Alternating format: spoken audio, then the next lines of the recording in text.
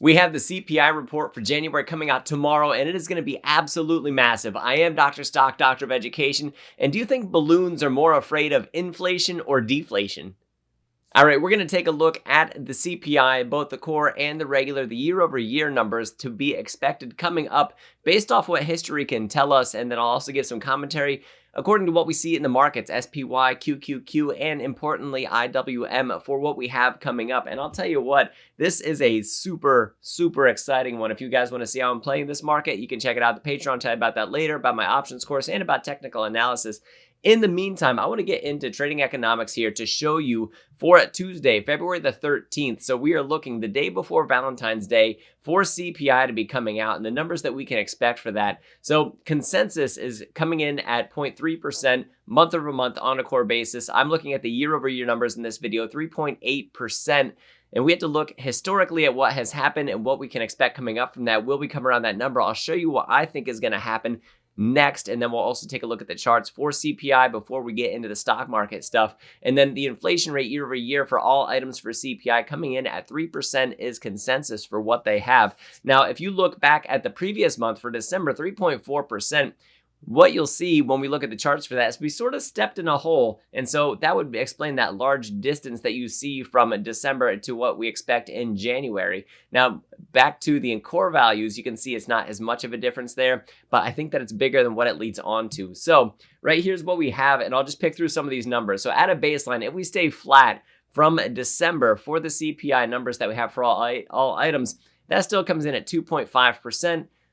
On a core basis, 3.3%. So those are numbers that I don't think that we would exceed on a bottom side of this. Like I said, that would be flat. And typically January comes in higher than what December does. So minimum expected change, I think that we could see at 2.7%. 2.9% at a max expected change. Again, based on what history can tell us, based on the averages that we see from the changes that we've seen in the CPI historically from June of 2022 up to December of 2023, and then to December 2022 up through September of 2023. And there are important reasons why I picked those parts of the curve out when we look at the CPI numbers on a monthly basis. But still, what that comes out to when we look at this, it still comes out to between 2.7 and 2.9. So in my prediction that I have on a year over year basis down here, 2.8%.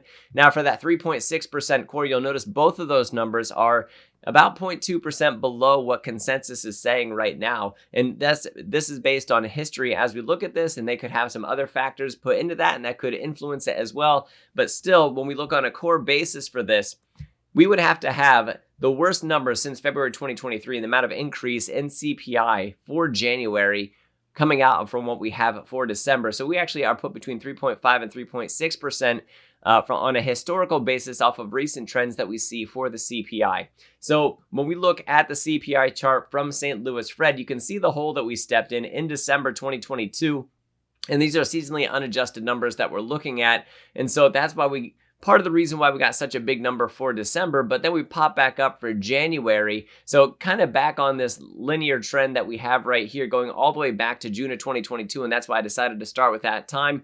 And then when you go here to January of 2023, you can see we sort of returned to trend after we stepped in that hole. And then from there, it's been actually sort of selling off on us, but I think after a few low months, we could possibly get another pop on that, and that's why I went to the high side on this on at 2.8%. So we'll be watching for that one to come out. And what does that look like on a year-over-year basis when we look at the percent change? 2.8% actually. And here's the important part. I want to drive this point home for you guys. When you look at these numbers, 2.8%, if we come in with what I expect to happen, so not the 3% that they're calling for consensus, as you saw in trading economics, but if we come in at 2.8%, look where that puts us. 2.8% hasn't happened, certainly not in June of 2023, where we saw 2.96, so it rounded to 3% for that one. We actually have to go all the way back to the next time that we were lower that. That's March of 2021 would be the last time that we had a reading as low as what I expect to happen tomorrow. So we'll see that 8:30 a.m. tomorrow, the lowest since, let me say it full screen here, March 2021 was the last time that we had a lower number. By the time we hit April of 2021, we were higher than that. And the closest we got to something this low, as I expect, would be that June number. As a matter of fact, we don't even have to hit my 2.8. We just have to be 2.9 or under, and we're going to start to see I think the markets are going to go nuts over it. And I don't think we're seeing that fully priced into the markets yet. I still think there's some hesitation there. And I think tomorrow could offer some serious upside unless we get surprised to the upside. If we hit 3% or higher, it's not going to be something that's going to be incredible. I think they're going to be muted results. I think 3% would be okay. But the more we creep up above that, the more it switches from upward pressure to downward pressure on the markets. And then we could see a pullback or a sell-off anyway. So maybe not anything major unless we got really surprised to the upside, that we got a really hot reading for January. That would be a different story altogether. So let me put this back up here and let me just reiterate that we don't have to hit the 2.8. We can hit 2.9 instead. And still, when we look at April, we were up over 4%, whereas for March, when we look at that for 2021, we were at 2.6%, what rounds to 2.6% on a year-over-year basis. Now, when we switch over to what we have for core, you can see right here's December 2022. It flattens out, but it's not that same hole that we stepped in. So I don't think we're going to see such a big drop. So I think that's why we have a much smaller drop for the core numbers that we have. And you can see a much smoother curve as core attempts to take out some of that volatility from food and energy. When we look at a month-over-month basis, you can see we've been on a steady decline. And so if we come in at what I expect to have, and let's put a reminder up there for you, 3.6% year over year. Last month, we were at what came in at 3.9. So 3.6 actually puts us all the way lower, going all the way back to, on a core basis, below what May 2021 was, and it puts us just above what we had for April. So between April and May of 2021 would be where we would be resetting inflation to, with a number coming in like 3.6% on a core basis. So I think that there's an incredible potential for this to be just absolutely astounding for markets coming in. If we're close to what history has, with a little bit of updated numbers coming in that we have for that, I think the trend for inflation, I think, is going to be something that's actually going to give us a really positive read tomorrow morning at 8:30. And we're going to have to see if I'm wrong about that, if a lot of companies have upped their prices, if a lot of services have upped their prices trying to maintain profits. So there is a chance that I'm wrong. There is always that potential that we go to the upside instead. But I do think, based off the trends that we're seeing right now and based off what history can tell us, that we're actually setting up for a really good inflation report. And I got to say, what we're seeing for the CME FedWatch tool and how that can set us up for when those rate cuts happen, which I don't think on the short end that really gets affected in a major way. I think it's more on the long end of that, what we see by December of 2024 for the Fed's rate cuts. I think that's going to be the bigger part of the story there. And I think that that's going to be highly impactful if we come in near the numbers that we have. We don't have to come in as good as the numbers that we have, just near them. And I think that this could turn out to be a very good day for us in the markets on Tuesday, after we get that CPI reading. So with that said, let's take a look to see where SPY, QQQ, and IWM are positioned and where they could possibly go based off of something like this.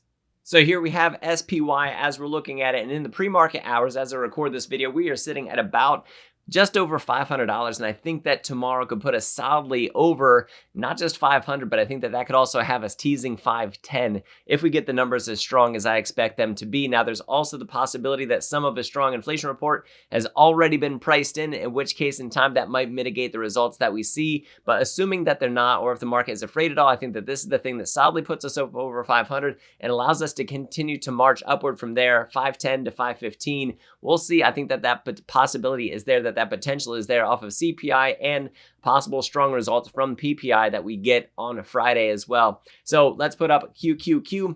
So when we're looking at QQQ, this one, I think that we could possibly see 450 out of this unless strong inflation has already been priced in. Like I said, that is something that we also have to take into consideration. But I do think strong inflation reports, especially if they come in near my projections that I have, I think this is something that could show us 450 as a potential, not necessarily all in one day, but possibly throughout the week, that we could go ahead and watch that happen for SPY, for QQQ, and that we would keep bullishness going in the markets for a little while longer. Now for IWM, in the pre-market hours, flirting with that 200 line, you can see it's broken out of this consolidation pattern, and that we actually did pop 200 at one point in time. Now we're flirting with that 199, and I think that with strong inflation reports, the Russell 2000 stocks, I think, could outperform what we see in QQQ and SPY. So with the NASDAQ 100 and the S&P 500, that these small caps that are subject to those high interest rates and very sensitive to them, I think these are ones that could stand a great chance at outperforming, and that this could put us solidly up over that line that we struggled with before at about 206, that this could start showing us numbers like 210 plus coming out of this, depending on what we see. And like I said, I don't think it's all priced in for what could happen on Tuesday. I think that that could be something that would follow from Tuesday. So Tuesday could be a very strong catalyst for us, a very positive catalyst for us, and that we could continue marching upward for a little while longer from that. Now, mind you, we also have the earnings reports to keep an eye on, but the big tech ones and the bank ones, those are the ones that were biggest threats to what we have going on. And then the next ones coming up would be where we see retail talking about the consumer. And I think that those might still be a little ways off.